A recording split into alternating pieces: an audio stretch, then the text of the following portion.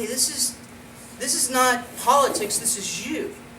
Get rid of the word politics and put my life in that little blank there. And that's the hardest thing, whether I'm teaching it in class or whether I'm teaching it out on the street, is to get people to understand that politics isn't something that you have to run away from, that you have to be afraid of, that you have to avoid. In fact, it's the opposite. Politics is something that you have to embrace because it happens every day, in every situation. Politics is happening all around us. How'd you guys decide who did the dishes last night? I don't know, I don't ever do the dishes. I did the dishes. She doesn't It was like set it. up though.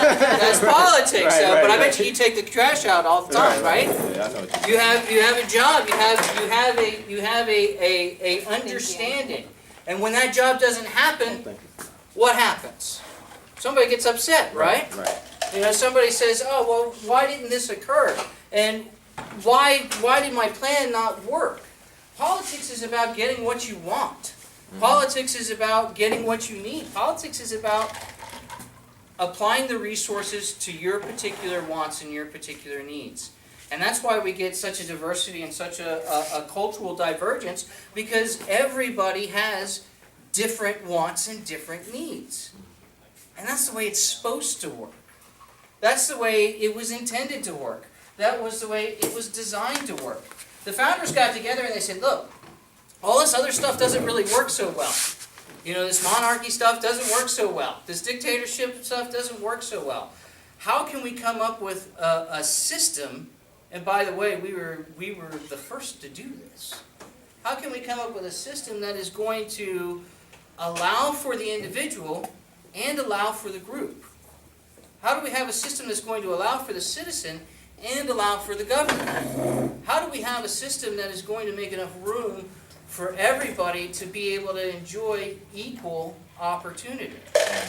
And after a lot of deliberation, and after a failed attempt with the Articles of Confederation, and after a little bit of trial and error, some really smart people using some basic philosophy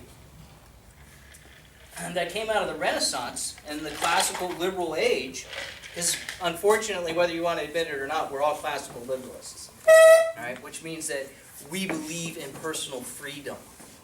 Which means that we believe in liberty. How we get to that, we can argue about, and we can have all sorts of different nuances and all different sorts of parties and everything else. But at the root of it, we believe in personal liberty, and we believe in self-interest, in free will. Okay, we believe in promoting that. And through the promotion of free will and self-interest, we will develop groups. We will develop organizations. We will develop the very thing that our founders were most fearful of, factions. Okay, which in today's terms are known as political parties. Okay, so these factions are what both Adams, Washington, Madison all said would bring down the republic. It will be the factions that destroy our republic. And they weren't sure how fast it would occur. And frankly, Jefferson would have been amazed that it took 238 years. Jefferson said, hey, every 30 to 40 years, we need to sow the seeds or sow the fields of liberty with the blood of tyrants and patriots alike, right? Or something close to that. And the reason why was he believed that corruption manifests itself regardless of the people that hold the reins of power. And this was a fear of the founders. They knew that if people acted in self-interest, well, then there could be a very strong possibility for power to corrupt. Power corrupts absolutely, right? But on the other side, we know if we allow institutions to have power, then it corrupts. And it corrupts absolutely. So we developed a system of checks and balances that allowed for these competing interests to coexist. Okay? And without people enacting in their self-interest, none of this framework that was created works properly. Okay, and let me try and illustrate this with an idea. A lot of people like to call politics a game. I call it a game all the time. You know, it's how you play the game, and how well you are at playing the game determines how fast you get the resources you need for your particular groups of people or for your self-interest. When I say self-interest, I'm not talking about just your narrow-minded point of view from your individual. Because you're human beings, you're more than that, right? It's not only that, because that's your core, that's part of it, but it's also what your family needs and wants, right? It's also what your particular social organizations that you decide to hang out with need and want. It's what your larger political parties need and want. It's what your state needs and wants, right? And because everybody's coming from such a diverse and myriad of different places, no problem. they have the ability to create a large playing field. Anybody ever play that game when they were a kid, trampoline? You ever do that? I don't know if they do that in PE anymore. My generation may have been the last one. But you get a canvas, right? Square canvas, round canvas, doesn't really matter. And everybody grabs a piece of the canvas. And they all walk back, right? And if everybody's pulling on the piece of that canvas and they all walk back in their own individual directions, what happens to that piece of canvas? It spreads out, becomes taut. It becomes something that everybody can jump on and have fun with and play with, right? Now what happens if 80% of those people drop their corner of the canvas? Can you jump on democracy anymore? No. Then you have what I believe we have, which is a controlling of only a few special interests that have taken over our country through a lot of different mechanisms. The main one being apathy and people's lack of understanding that politics isn't a game. Politics isn't something that is for other people. Politics isn't something for just people that are trained. But politics is your life. And the people that you represent to control your life. Because that's what it is. It is control. It is laws, it is rules, it is regulations, it is how you will go through society. It is how you will behave in society. And if we've all given up on caring about our own self-interest, who are those politicians going to listen to? Because remember, those politicians are acting according to the way it was designed, in their self-interest. Right? So what is their self-interest? What do they want to do in 2 years, 4 years, 6 years? It's the same thing. They want to get reelected, right? And right now, who's reelecting them? Each other. We do. No, we don't, We because don't. we've given up. We don't care about politics anymore. 80% of us don't even play the game, You're right. okay? The other 20% of us that play the game are split between two clubs called R's and D's, Yeah. right? And they're not even really playing the game for us. They're playing the game for them, for the R or for the D camp, right? They're 99% similar now. Right, well, yeah, they're the same side of they're two sides of the same coin, right? Work together. Yes, they do.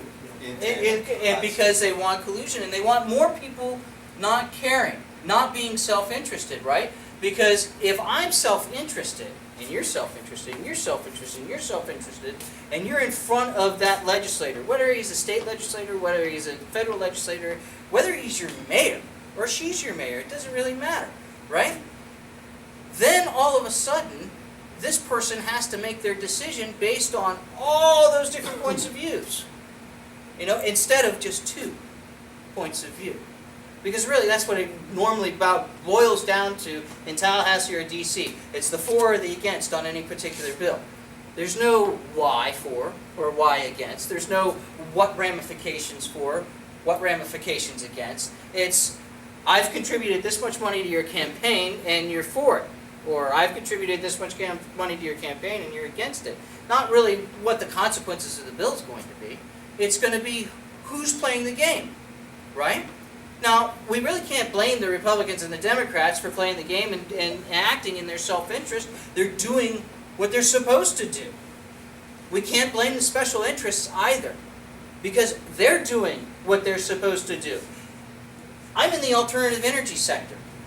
I get my ass kicked daily by big oil because they have the money to do what I want to do, which is to be able to get in front of lawmakers and say, hey, make laws that help me out. Make laws that help my industry out, because that's in my self-interest. And that's part of the whole thing. You're not going to get rid of lobbyists. You're not going to get rid of people asking for their political piece of the pie. That's the way it works. Okay, the reason why it's broke is because enough people are not asking for their piece of the pie. Enough people are not acting in their self-interest. Enough people are allowing the R's, the D's, the Monsantos, the special interests, whatever huge conglomerate you want to call the boogeyman or blame your problems on, they're allowing them. Why do you say we cannot eliminate the lobbyists? Why? Because that's part of the function. You have to be able to approach your representative and tell them what you want. Isn't there laws that says that when there's conflict of interest, it should be? I mean, in private sector, Conflict of interest is competition. Conflict of interest is good. If I'm coming from two separate let's take a simple illustration. Let me repeat. In the private sector, the companies I worked for, okay, there are certain things that you cannot accept a gift. Well, legislators aren't supposed to be able to accept a gift, right? They accept gifts all the time. Well, And that's the against the law. lobbyists. Right. That's against the law. Okay, well, they should be tried for this. Agreed. Yeah. Agreed. You got to follow the rules. I'm not saying that there shouldn't be rules. I'm saying that you cannot limit access. Part of a democracy, part of a republic, is to be able to approach your elected representative and say, I want this. And that should be able to occur whether you're an individual, Yeah. whether you're an organization, Okay. whether you're a business, Because whether you're a political party, the way doesn't matter. the way I think about lobbyists is always has to do with money.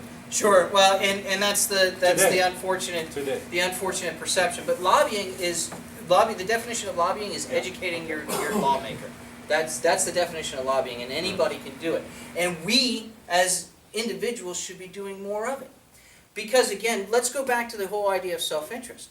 If I'm a politician, and I don't have to listen to 80% of the people, man, that just saves me a whole bunch of headache right there, doesn't it? I don't have to worry about it. 80% of the sheeple are doing it because they don't care. They've given up their rights, they've given up their self-interest, it doesn't matter. Now all I have to worry about is the 20% of the people that are pulling on that canvas to try and make a game to play on, right? Can I tell you what I think a lot of the 80% think? What's that? Really? And I'm amazed, because when I talk to some people, they say, the government knows better, and they have the right to make us do what they want. What? Well, Yeah, I've heard that. and that's what I'm talking about is people that have given up, sheeple that have given up on their own I'm serious. Some people self-interest, talk like their that. own value, their own worth. And that's hopefully what we can help change.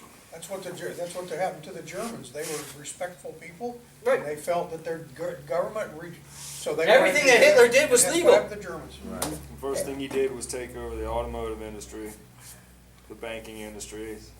So we're looking at the same exact. It's going down the I path. mean, There's only two ways to stop it.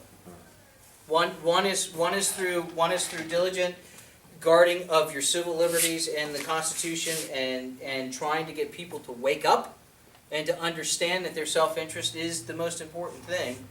Or there's other ways that, and frankly, this group isn't going to be associated with, so we won't even discuss it. All right. The idea, though, is that if I'm a politician and I only have to listen to 20% of the people playing the game, now all I got to do is figure out which 10 or 11% is going to give me the best deal, right? Because I only need 11% to get reelected, is really what it comes down to. Everybody follow me on that? Because that's what's going on in our political system. So as a politician, I'm doing what I'm supposed to be doing. I'm enacting my self-interest. I'm listening to the only people that are bitching, and the only people that are playing the game, the only people that have got a dog in the fight, because everybody else has given it up. They've all given up on their self-interest in their own power. They've given their power to somebody else because power doesn't reside by itself.